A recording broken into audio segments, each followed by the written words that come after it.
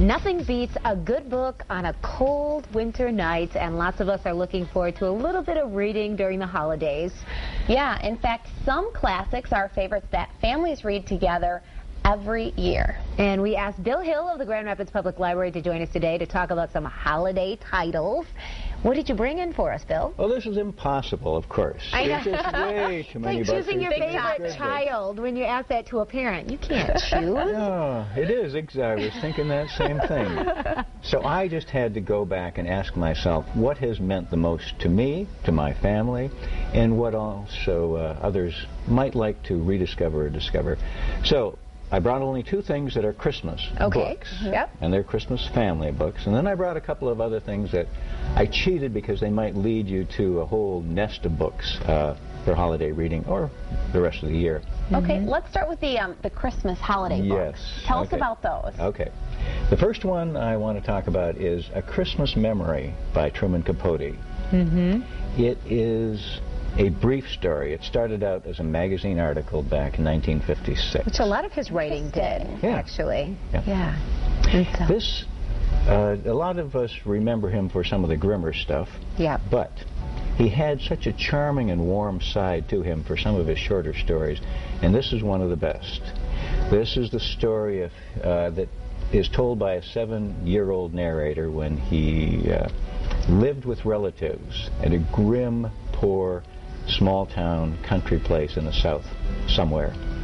His best friend is a woman in her 60s, an elderly cousin. It starts off when she wakes up, looks out the window and says, "Oh my, it's fruitcake weather." And off they go to gather pecans from under the trees, to buy rum from a bootlegger, a grim and frightening bootlegger with the pennies that they've saved all year. And then they go off and they find a Christmas tree and cut it down and drag it back. They make Christmas in an otherwise very grim little town that they live in. Sometimes those are the best stories. You also brought in a book that you said is one of your family's favorites, and a book that I've never read before. Ah, well, now this is kind of cheating because the book that I brought is great. The illustrations are wonderful, the words are great, but I heard it as a recitation by Dylan Thomas, the great Welsh poet. And he's got this sonorous, beautiful voice. And he recorded this back in 1952. And it has inspired 2 movies, at least, a play. It's always in print. It's just great. It starts with one day, or the Christmas is in my memory. I'm not going to do this. That's too shaky. I know we have some other ground to cover here about some other reads to talk about for maybe not the holiday inspired. Yeah, but you said may kind of get things started.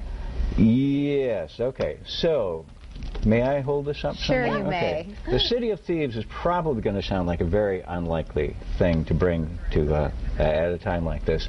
The only thing you have in common is that the book is cold. It's midwinter. In fact, the cover looks a little Christmassy. It looks like they might be out looking for a Christmas tree. But in fact, they're looking for a dozen eggs to make a cake for the Colonel's wedding. Overhead, or over them, is hanging the threat of execution, and the book is full of so much grim detail, but ultimately fun and innocent. I really recommend this book. One of the best books. We have to wrap it up here. We also have The Beekeeper's Apprentice. Bill, been over 30 years at the library, recommends these all. Of course, you can go and talk to Bill at the Grand Rapids Public Library if you have specific questions, right? Yeah, sure. You give some advice on maybe what to read with the family or for the younger generation as well. Thank you for coming in. That would be fun. We appreciate it. Thank you very much.